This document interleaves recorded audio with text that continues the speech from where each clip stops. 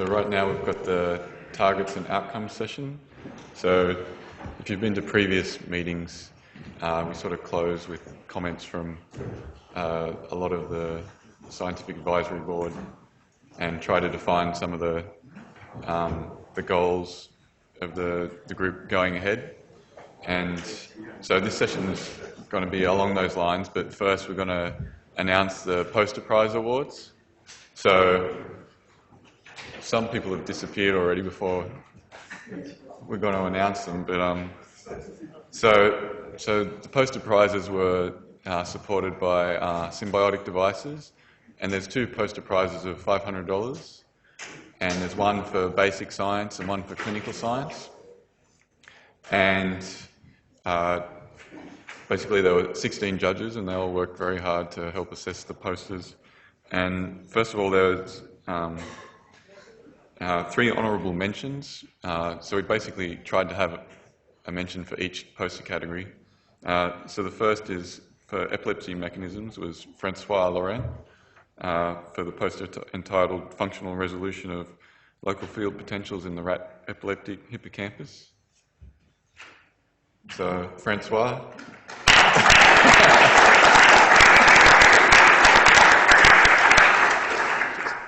Come on up and grab a certificate. You got an honourable mention for best poster in your category. Oh, really? Yeah. So no money for that prize, unfortunately. But all right. So and then the next category, there's 2 people that got the same score in seizure prediction, detection, control category. So this is again another honourable mention. So Vincent Adam for his poster on performance of synchrony and spectral-based features in early seizure detection, which is with Joanna. Yep. You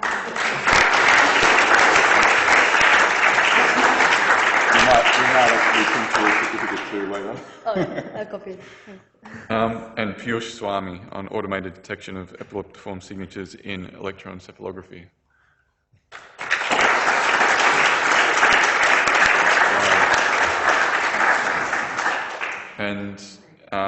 And then for the model-based estimation category, Michelle Chong, she received honourable mention, but I think she's ducked out, so I'll give that to her later.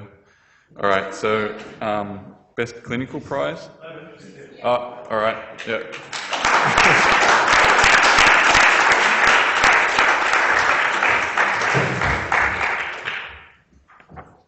There you go, best poster in your category. Thank you. Yeah.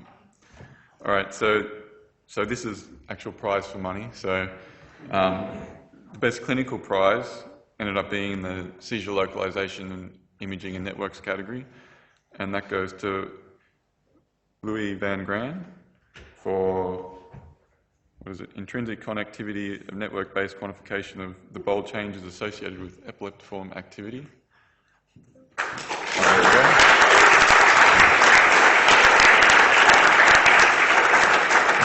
So we'll be in touch via email about the cash prize. And the winner of the basic science poster prize was in the category of computational modelling, and the winner is Yujian Wang on mechanisms underlying different focal seizure onset patterns.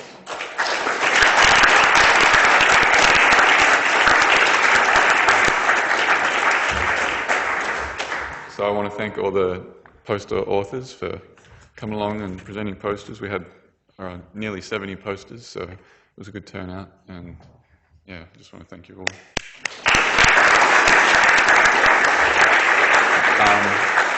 So I just wanted to briefly mention that on the website we had a posting about wanting to organise a seizure prediction contest, and so in case you're wondering, there's still plans for that to go ahead, but at the current plan is to announce it next August, and then announce the winner at AES, so similar to the last time. So just we'll keep you posted through the seizure prediction community mailing list about the details for that contest. And then I think Tay, we might announce next seizure prediction workshop's going to be in Minnesota.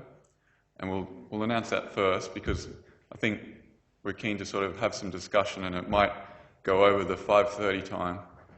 And so if people want to leave at 5:30, they can leave, but I think some people want to stick around for sort of the general discussion.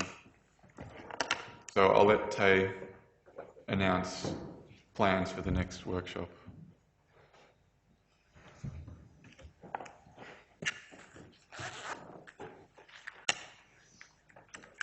Okay. Thank you, Levin. See, well, I'm here to announce that I think there was no competition, so I think it's come down to us hosting it next time. So I'm calling this the Penumbra Conference. I'll explain that in a second. It's Minneapolis. We're thinking about these dates, August 19th through the 22nd. Bill Stacy and I will be co-hosting it. That's what? 2 years from now. 2 years from now. Yeah, come on, that was obvious. Okay, so where is Minneapolis? I think is the first question I'm going to answer. So here we are, and I started thinking about where should we have the next one? So this seemed like the most inconvenient spot in the world. So I decided to do an antipode map. And so this is the antipode, which I think is the most convenient spot in the world. And so therefore, probably the most ideal thing would be to have a flotilla here to have a conference. But that didn't seem close to Bermuda. Right. So I think there's good reasons.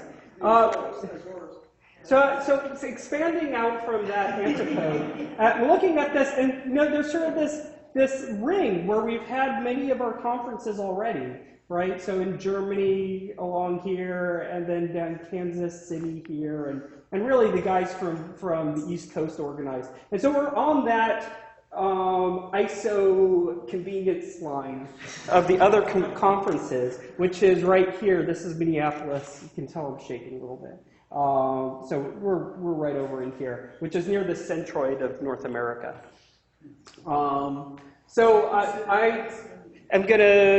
It's going to be held at University of Minnesota. This is the list of people that look like they'll be involved in hosting it. So I represent the flying by the seat of my pants coming in at the last minute. Bill will be the one representing you stay on time or you get no questions. So between the two of us, I think we'll make a great pair. Ben He's at University of Minnesota. Greg Worrell's just down the street at Mayo. Esther Cook-Magnuson, who gave a talk in San Diego, is at University of Minnesota. Keshav Hari is also at University of Minnesota. So I see these as sort of the core people who are going to be involved. Tom Henry's a neurologist there. Ned Patterson is the vet who does all of the dogs that you saw, drools that was implanted with the electrodes. So he's at University of Minnesota. Jim Cloyd does a lot of the drug studies in the dogs.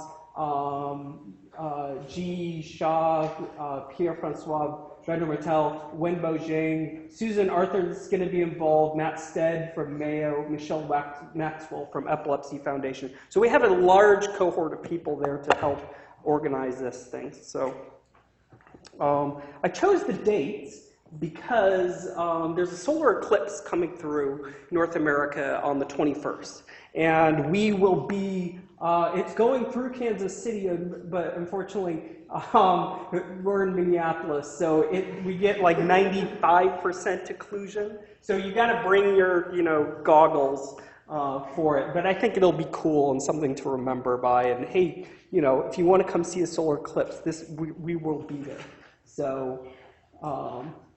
So we're going to host it on campus. So this is the University of Minnesota campus. This is in Mississippi running through it. The Commons Hotel is there. This is where we host the Design of Medical Devices Conference, if you've been to that.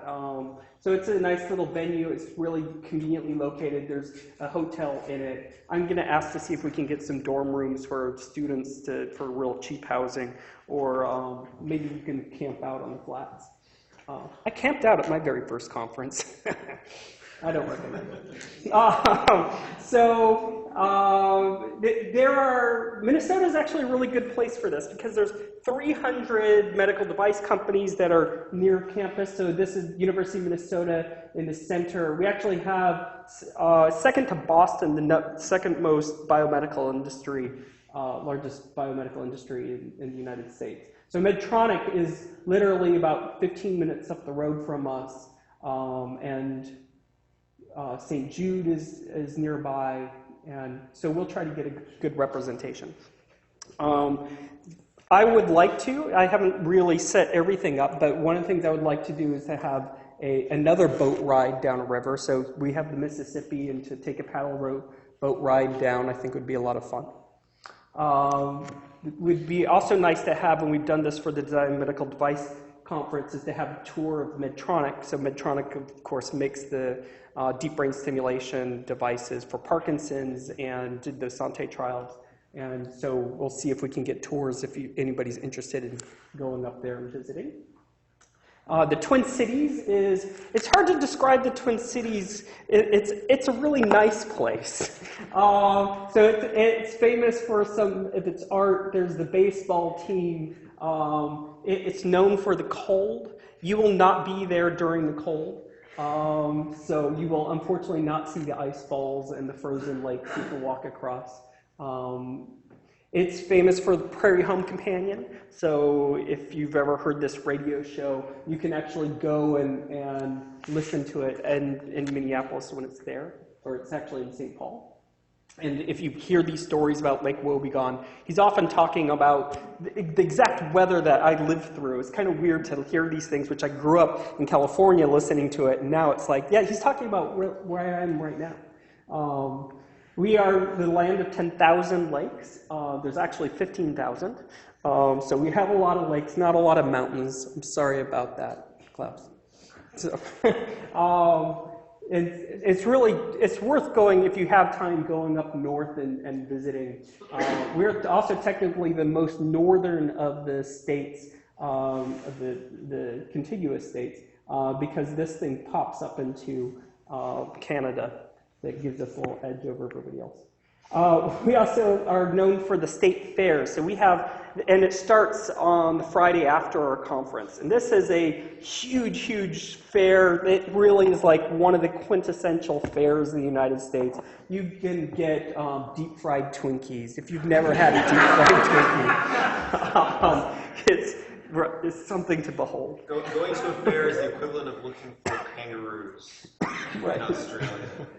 It's really neat. I mean, I didn't think this would be terribly fun, and then I went, I was like, oh, there's this birthing barn thing, and I went to the birthing barn, and there were literally cows giving birth there, right? And I remember sort of looking at, they had video, and I was like, something's kind of weird about this person doing something. And then I realized they had this, they're up to their shoulder in like the, into the cow. Yeah. So we also have Mall of America.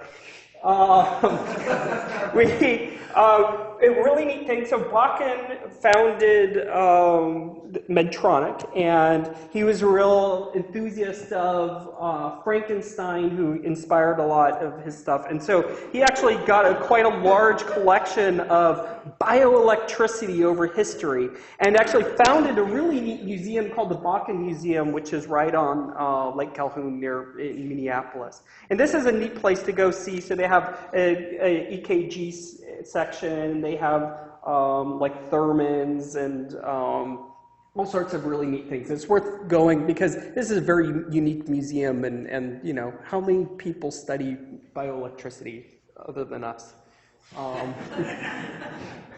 So we've got a little bit of support already from University of Minnesota, courtesy of Ben He and the Institute for Engineering and Medicine. Medtronic has already agreed to be a platinum supporter, and so we're already, I think, on a good road of getting some funding, and we'll start following in the footsteps of the previous conferences and getting some more. We will probably, I like the tutorials a lot. I think we would like to, and so, whether we should have more tutorials like the ones we had this year or others, I will be looking for suggestions from the board members and everybody involved. And we could add that to a part of the discussion we get to have today. And then there's themes, which we might have for the different things, and these just sort of a list of things I just popped up off the top of my head. And we have optogenetics, of course, and Esther is going to be at this conference, and whether we should include a little bit of that in future directions, I don't know. So that's all I have, and I hope to see you all in Minneapolis in 2017.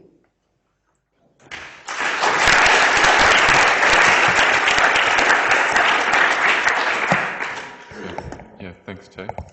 So,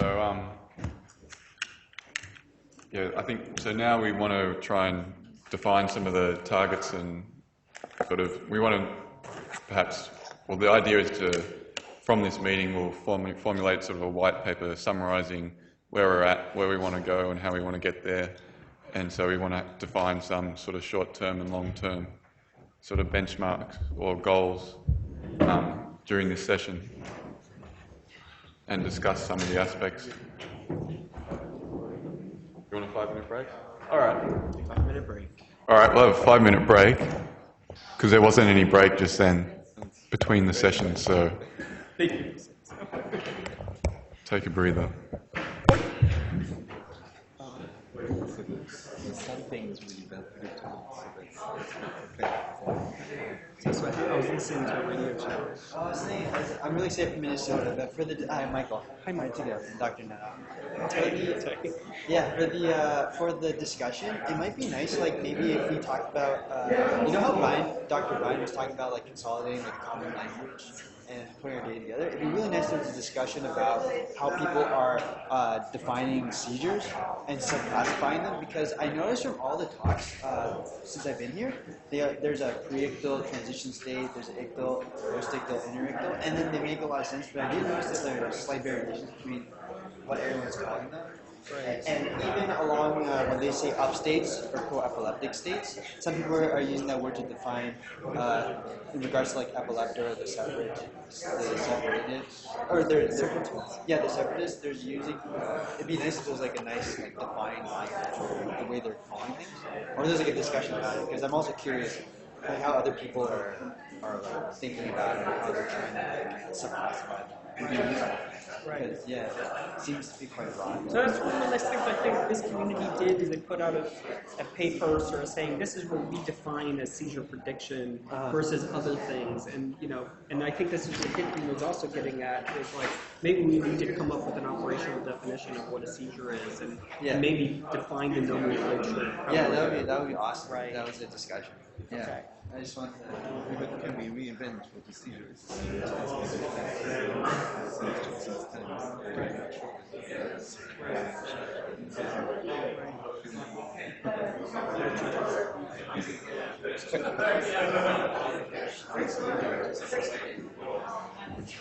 So there's so many people.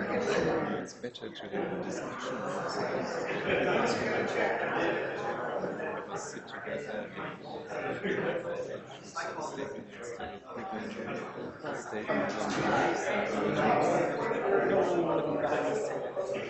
I agree.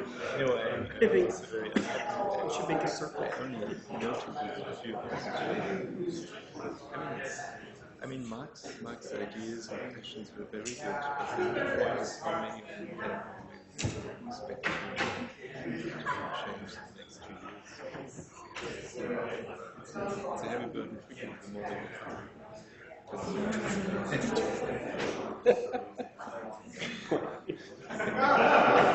I was just hoping to reserve a room, and that was my goal.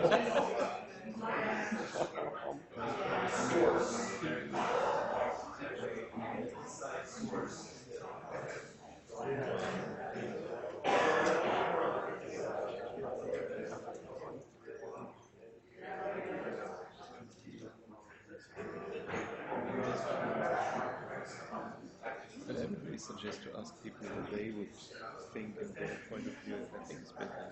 I mean, if I can say something to them, right. I think it would be better to have some direction. Also, I have a couple of questions, which these are things that I wrote down as questions.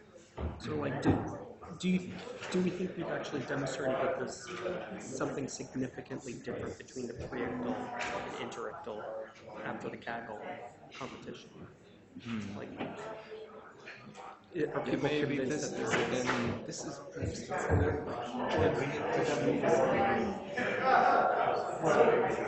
Maybe this is maybe this is try.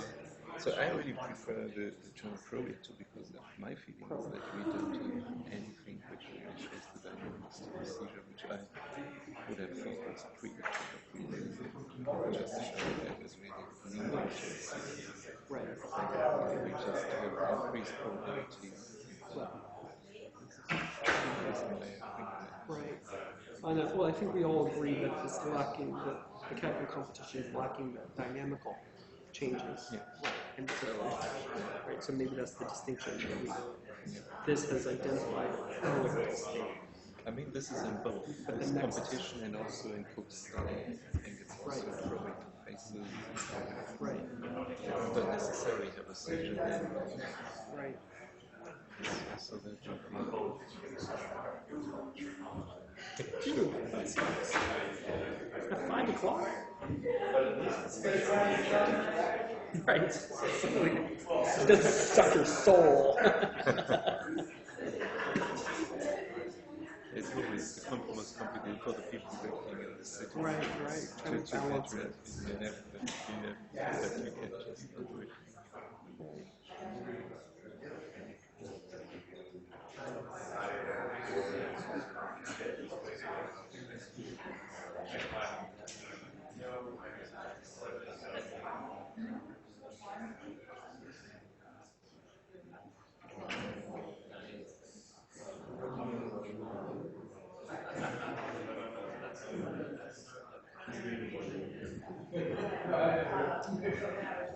It's such a pity that Minneapolis doesn't exist anymore.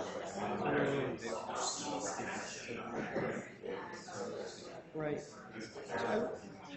I don't know why someone called me, but it was like some science magazine out of San Francisco called me after they published their blog, and she was like, "Well, what do you think of this?" I was like, "Well, the story is really about how the venture capital was pulled and this project ended right as they started producing interesting results. And they overcame a tremendous hurdle of actually getting devices into people, right? And now it's a matter of tuning, and they got cold feet. And it was like, I think that's the story that needs to be told about what a tragedy that is. And she just quoted me as, Dr. Rudolph thinks it's exciting. I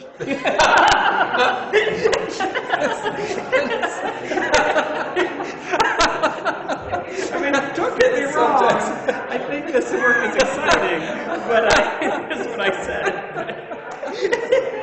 But sometimes, I mean, people, they don't understand, they let you interview with them, they don't understand the science thing. They don't prepare half an hour for asking you questions. And then they write something total nonsense. Right. I mean, I wouldn't say I support it. I think it's exciting, but really, I think the story needs to be about. Like, you don't tell me what story I write.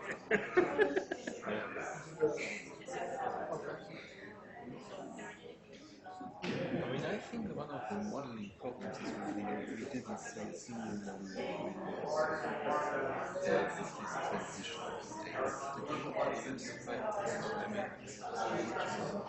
as rather static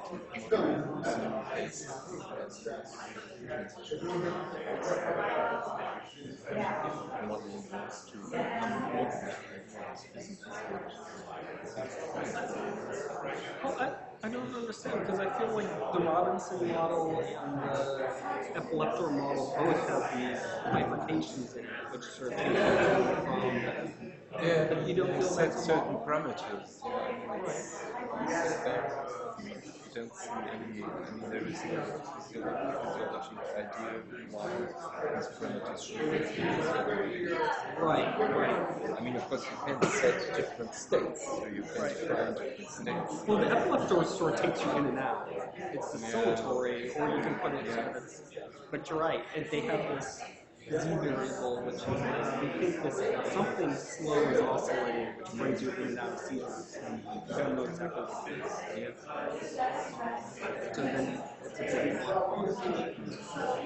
I mean, I think we all agree it has to be something like potassium accumulation, but then again, why does the potassium start accumulating? Or, if inhibition starts to rise and then fails and then runaway excitation, or what causes that inhibition to rise, right? Or if there was an excitatory ramp up, which then caused the inhibitory, what caused the excitatory ramp up? Right. And I think this is critical. You just say this is random fluctuations and we will not be able to get out. So we must find the trajectory. But we are finding it really hard to predict sentinel seizures, right? At least in the dog data set, the ability to predict them was much, much lower than the human clusters. When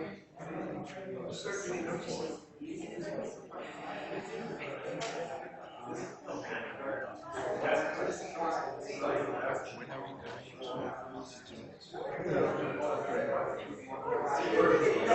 Have you heard,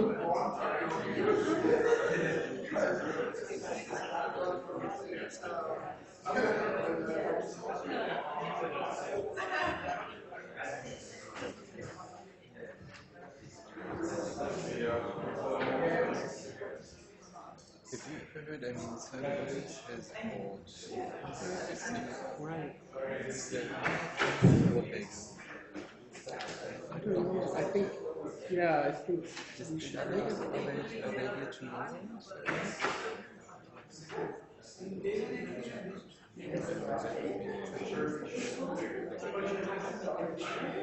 It's really a mess of this trade. It sounds like they uploaded it to the IEG database. So it's not available, but it's on the database. So Yes, from several.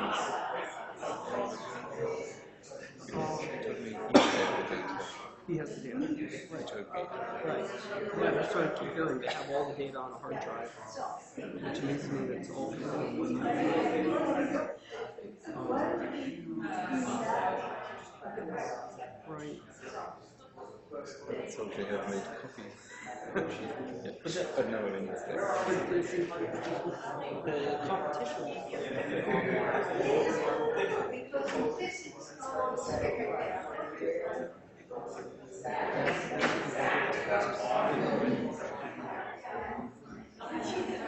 This is the best step forward in studying.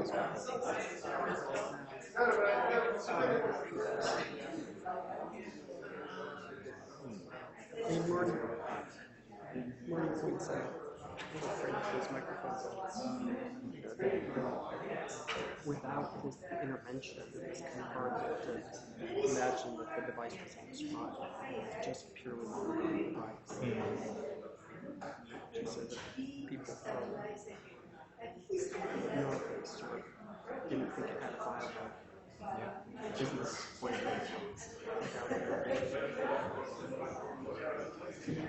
Yeah, that's a difficult point because we also don't know how to intervene really broke case. And again, I think that depending on having a bit more focused transitions.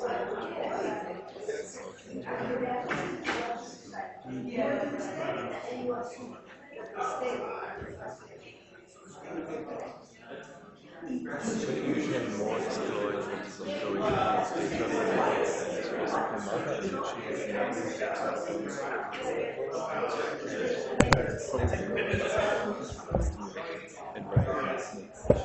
So that would be nice to learn. All right, I think we're going to start the discussion again.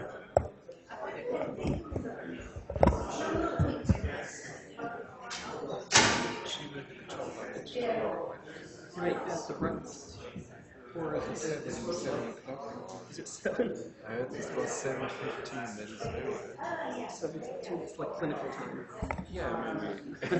So I guess before we start, I'm just going to make sure everyone knows that it's not over. Normally we have this sort of discussion at the end of the workshop, but obviously tomorrow is going to be another big day of talks, and 5 of our invited speakers are actually speaking tomorrow.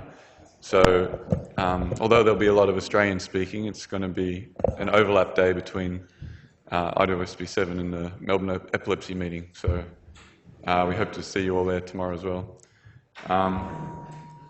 So I think we're ready to start the discussion, and I think we want to maybe can spend the first half an hour about considering short-term goals, and then the second half talking about long-term goals.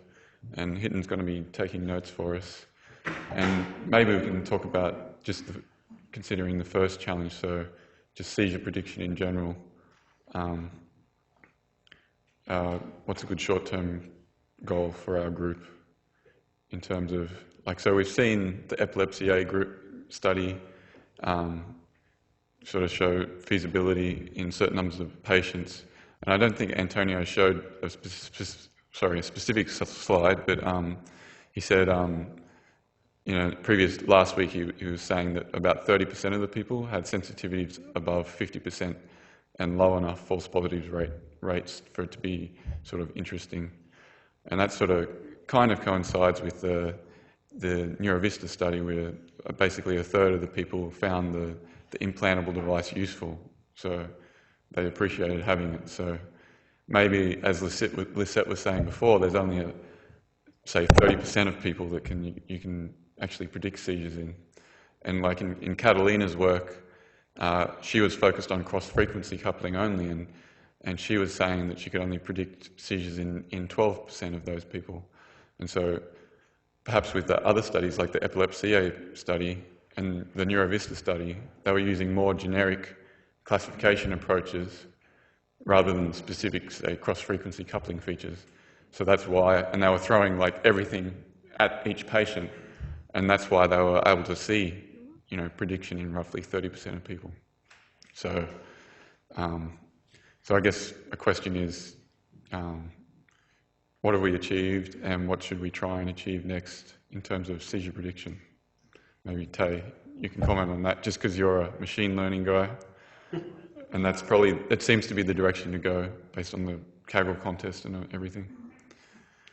Right, so the competition, I think the Kaggle competition was a huge success. And how many of you feel like it at least sort of put to rest that there is at least some patients that have a pre-ictal state? Do we feel like that? We don't have to debate about that at this point, right? Okay, so I think that's a great outcome. And now I think there's a lot of questions we can use these tools for, which is, how do we set the electrodes? What's the optimal placement of electrodes in order to do seizure prediction? Do we want them focal, or do we need them across the entire brain? How do we make this into something that can actually be used, right? So I mean, it's nice to see a competition and have but somebody's got to take this forward and try to implement it in a clinic, and I think that's going to be probably somebody in this room. And how in this community do we support that person into getting it implemented? Yeah. I guess I'm again very pessimistic. I would be concerned that we again don't cure if we try to do that. Right. So it's premature. Probably, I don't know. The thing that really strikes me is we use machine learning, which is a way to go, certainly, but we throw in features and we don't use any temporal information. Right. And then we say, with ignoring basically all the temporal information in the data, we can predict seizures. And if we still think and believe that it's a dynamic phenomenon, it sounds a bit counterintuitive that by ignoring you win. And the other thing that concerns me about all these things, that this was basically one of the accusations Piotr Franishuk made when we started the private contest, that whenever you run the contest and you put a certain statistical threshold, and this is at 5%, you have 5% winners by chance. And those 5% can then say, look, I won the competition, I showed that seizure prediction is indeed possible. So you weren't convinced by the out-of-sample data that they went back and applied and showed how much change their prediction was? Not prediction, I'm sorry. Right. And I think this is the big point, is that they're not doing prediction, they're detecting a state. Exactly. Right. And that's the point, I think, one point that Bjorn is making is that we need to really start taking into temporal dynamics. Yeah, and whenever you rank something, according to who's best, there will be someone who's best. But we do have a measurement of whether we're beating chance. Yeah, and what do you use as a threshold?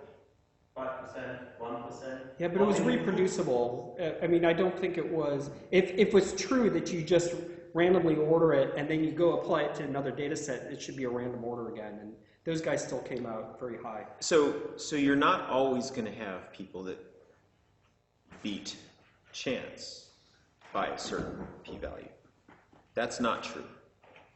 So if I use a 5% significance level, that means by definition on average, you sometimes have 0, you sometimes have 10, but on average you will have 5. That's the definition of significance. if you have an infinite number of entrants to your... Yeah, I have everything between 0 and 20. But so I'm comparing it with Mark Cook's paper. So that's one algorithm. So this one algorithm beat chance in certain patients. So how do you respond to that? Do you think that? Exactly the same argument. Let's make it a constructive argument. What do we think we need in order to have something that we're willing to start bringing to patients? I'd actually step back. Certainly. So, as I said yesterday, I think the three driving forces here. There's a scientific curiosity, there's a clinical need, and there's a commercial aspect. Right. And I think these three driving forces, are sort of at its best good when we pay attention to all of them. And there are different needs there.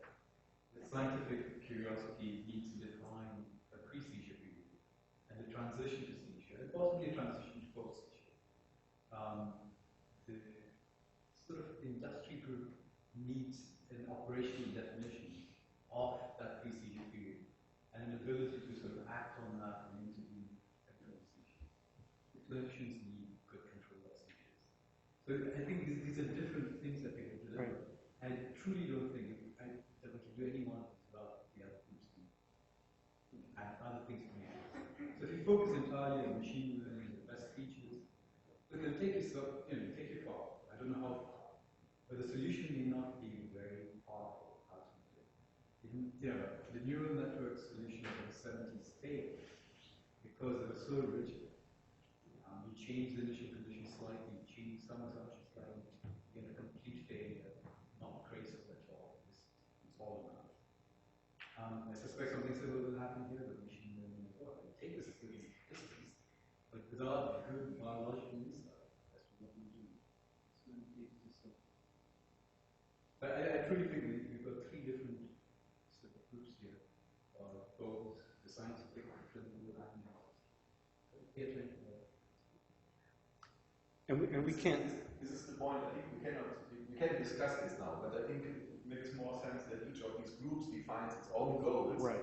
And then if we know what we're talking about, then we can try to find something that is overarching. So how do we define whether we have a working algorithm? So I'll give you an anecdote. The deep brain stimulator for Parkinson's disease very clearly, to me as a clinician, works in some patients. You turn it on, and their shaking goes away. Turn it off, and their shaking would stop. But for about 10 years, no clinicians would believe that it was any better than chance for these same types of arguments. And it took them immense amounts of struggle to finally prove that it actually, in head-to-head comparison, actually is better than medicine in some patients. Despite the fact that you have an instant feedback that tells you whether or not it's working. with that type of struggle. So if this is the type of argument people are going to be seeing about seizure prediction, then it's going to be even more difficult because we have no feedback. So we have to define some method where we can say, you know what, it is actually working. And I think Mark's not here, but Mark would say in some of his patients, it very clearly worked. Those patients know that it worked, but they can't convince you that they weren't the 1 out of 20 that were randomly selected. The people making those arguments. So there has to be a way, and it's very frustrating for me as a clinician who likes devices to listen to my fellow neurologists just railing against Medtronic. And the fact that Medtronic's name was at the bottom of these papers in the early 2000s, that alone meant the paper was complete bunk because it's biased. It's funded by the company, and like, have you seen the videos? The guy's shaking away and turns it on, and he literally stands up and dances a jig. It's fantastic. Yeah. These videos, and if you ask what is on the long term, that's a different story. But well, also in the epilepsy, the bar is a little bit higher because we are faced with the problem that we would like to come up with a new treatment option, and we have to be really convincing to clinicians, to neurosurgeons, or whatever people are involved in treatment of epilepsies that this is really something new. So the treatment's a separate question. But if you're talking about a NeuroVista type device where you're simply having passive prediction, that's the first step. We all would like to close the loop, which is a completely separate issue. I think the clinicians will have to decide when we reach the point where we have distribution. There are different perspectives. You look at the NeuroVista trial. Most of us who are working in this community thought that was a great result. But the industry perspective, the investors thought that we have to have those perspectives. So that decision was made, and Marty can probably answer this better than I can, but that decision was made not just because there were some failures. They had their own equation of numbers of patients times effect size times how much we're going to get from each of these devices. And those numbers just didn't add up. It's not necessarily, First of all, I want everybody to stop saying there's no closed loop devices, so that we need to have closed loop devices. Because NeuroPace started developing Point taken. devices in 1999 and have spent about $180 million in 10-year clinical trials. So there is a closed loop device. It doesn't work perfectly, but it works really well, and it works better than anti-epileptic medications in this population of patients who are not candidates for curative surgery.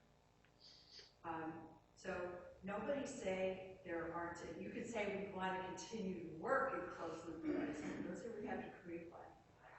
Secondly, there has to be a business model, and that's not evil. It's not evil at all. And the problem with the NeuroVista device is it would be very difficult to create a business model when you had a device that was predicted that did not deliver therapy. Particularly when there was a device being developed at the same time, which is the NeuroPace device. It did deliver. Did develop a therapy. And then also, NeuroVista had a lot of problems with FDA. And I don't know if people are interested in this, but it's a huge piece of it. FDA decided that the benefits did not outweigh the risks because there wasn't a therapeutic piece to it. And so the company was not able to do trials in the United States. That also meant that the ability to get approved in the United States was very, very difficult. And it may be easy to get approval outside the United States, but it's extremely difficult to get reimbursement. And so you have to get approval in the United States so that you can get reimbursement so that you have a company that stays alive. So there are lots of these considerations.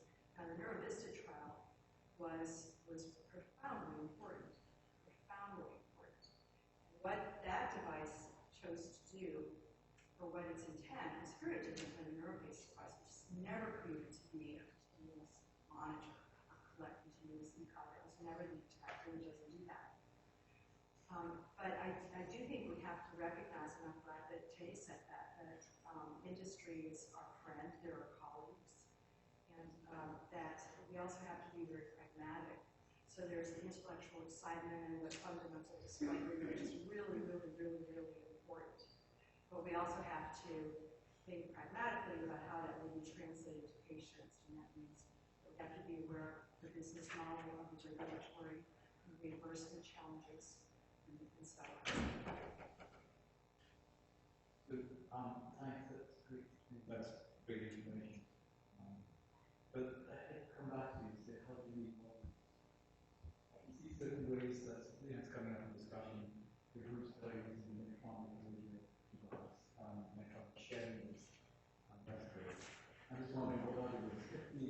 It's always been like, can you sponsor and that seems to be, I was wondering if there are other ways that we involve industry.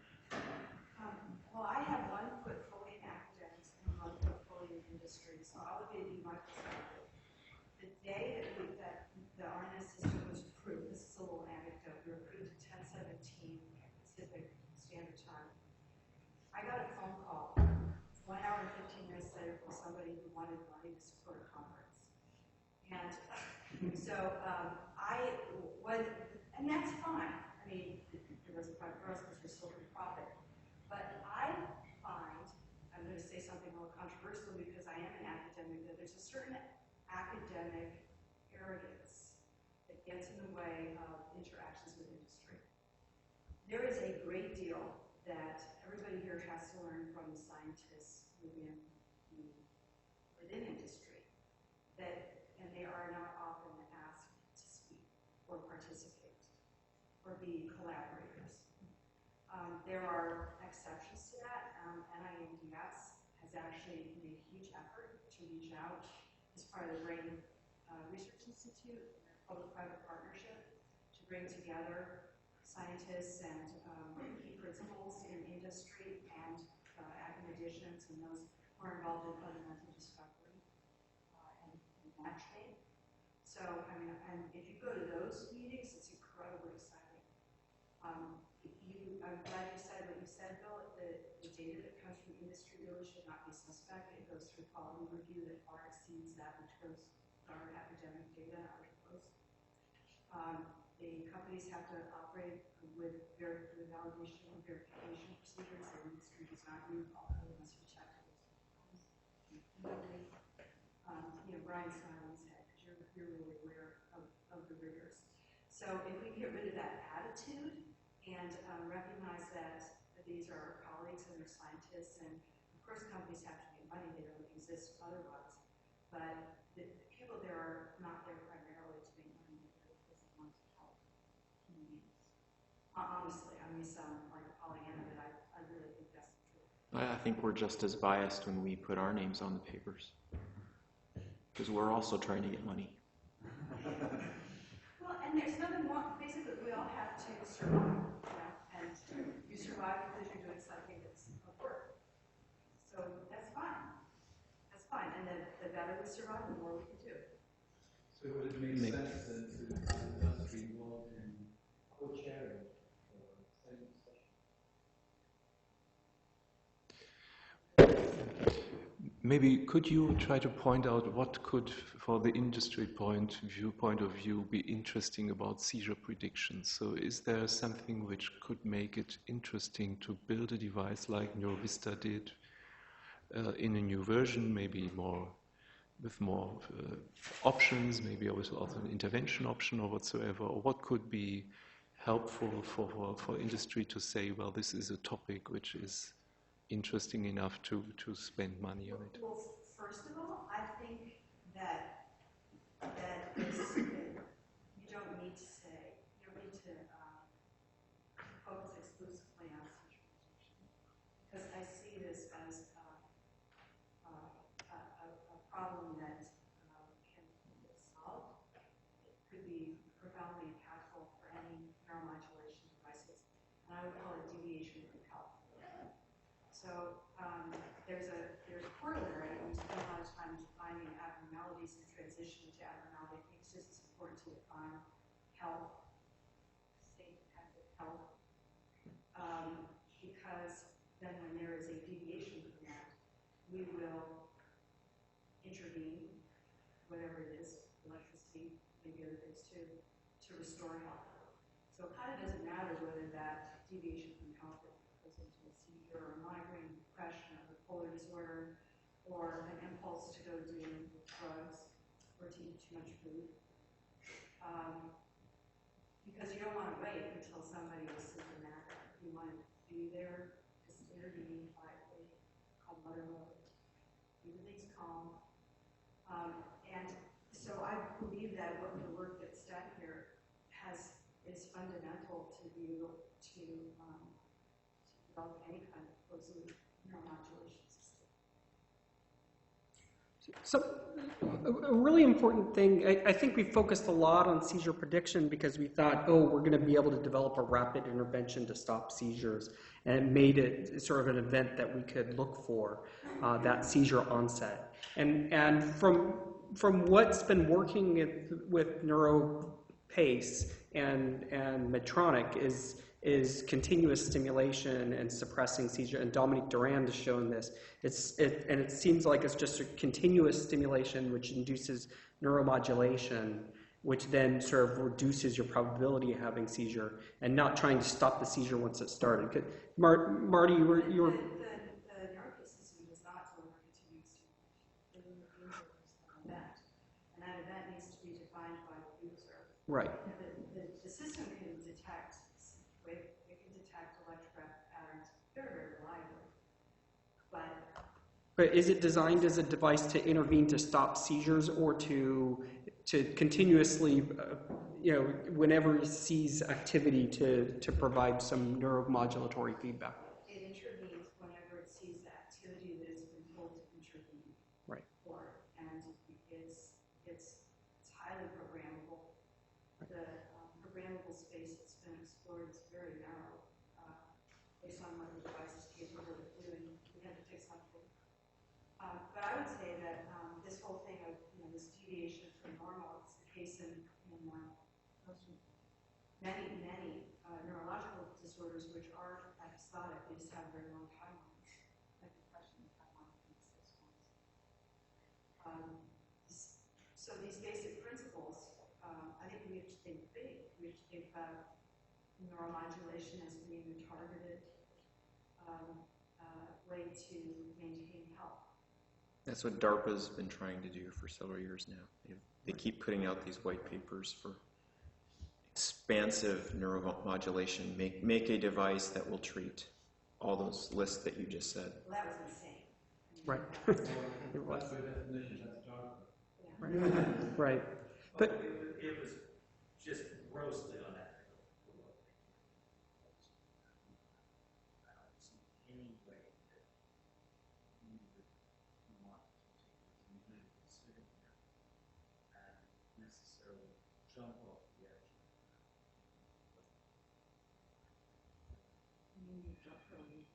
That DARPA white paper on the fact that all psychiatric treatments It's more than a white paper. It added up pheromones and Yeah, lots of money. But this brings up the point. So there might be things on that list that we could be very good at identifying, and we've never tried. This group can do better than anybody else is to look at waveforms of predicting their changes and identify the changes that are not. Yeah, I don't know that this expertise is helping in depression and migraine and things. There are a lot of people who aren't represented here. What this meeting does is mixes network neuroscience with engineering and devices and modeling. And it really is a unique, vitally important niche. Yes. But, so it's limited to seizure prediction. It shouldn't be epilepsy specific. There's too much else that could be helpful. And the Neuromodulation Society, which is huge, doesn't have any of the scientific depth of this group of people. If you go to the International Neuromodulation Society, which is Brian said, is huge. The science there is embarrassing. I just went to my first one. It's basically peripheral nerve stimulation for pain, and it's a series of my 6 patients, my 14 patients. It's just terrible. And they reached out, you know, to us. I had a conversation recently with the president of that society. They would love to have a president. I mean, I think if we asked them to invite the entire group here, there, to hold a series of scientific symposia, they'd probably do it. I mean, it's neurosurgeons who are really at the core of the whole thing. But see, they didn't think about the brain before, and now all of a sudden the brain is big and they don't know anything about the brain.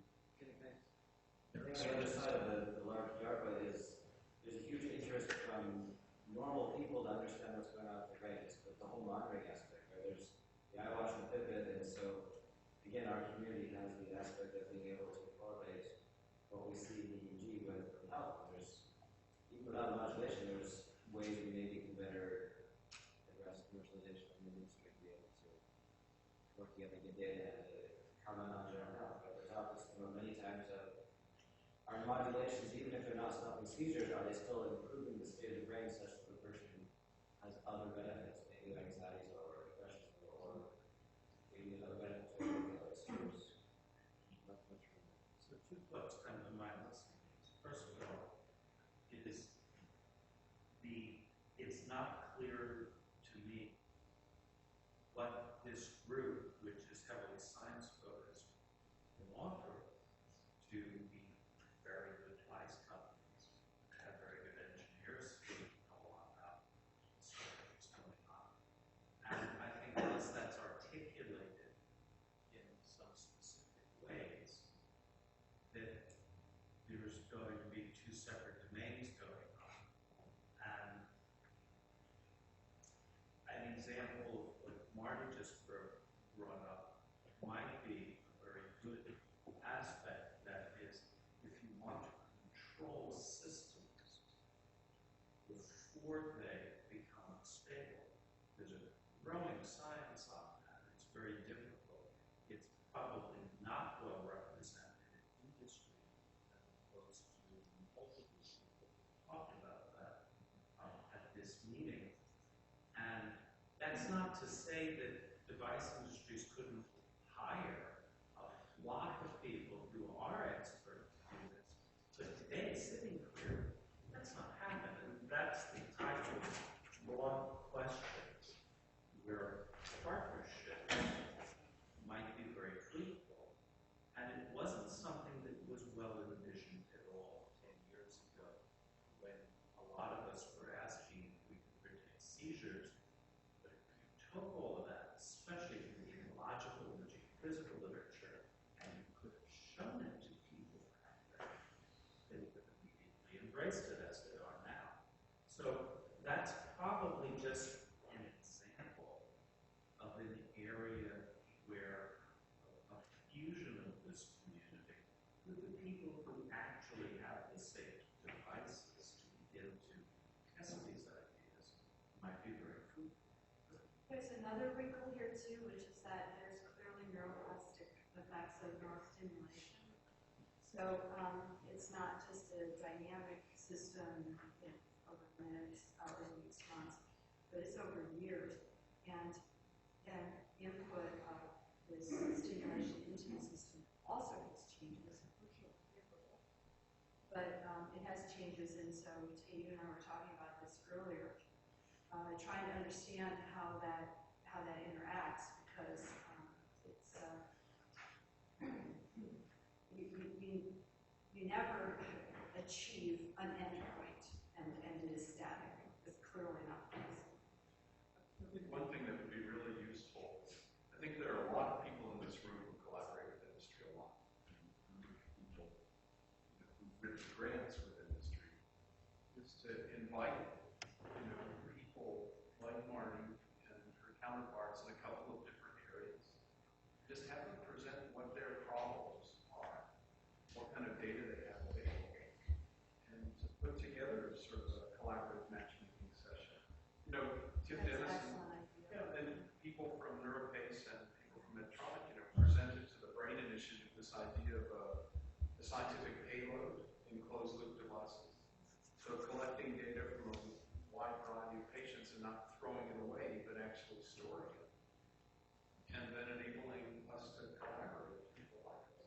think that'd probably be pretty well received. And maybe we should consider having a presence at the Neuromodulation Society, doing a neuroengineering symposium or something.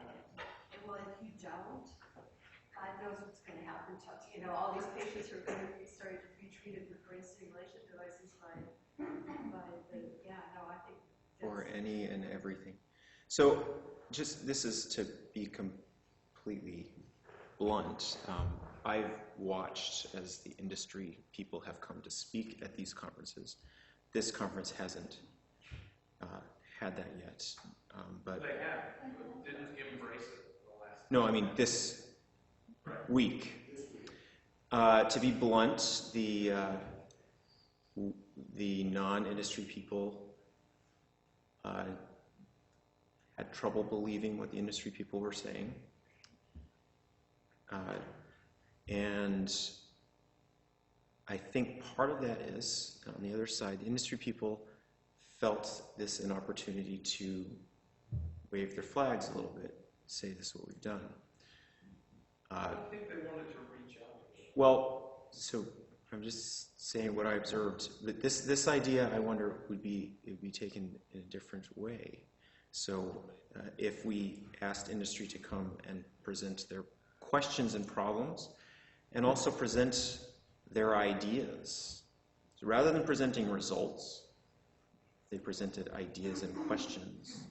Do you want to know that, for example, that we have data showing that ECOG is not stable after you implant electrodes for 3 to 4 months? So I love that data, actually. I mean, this is really important to everybody.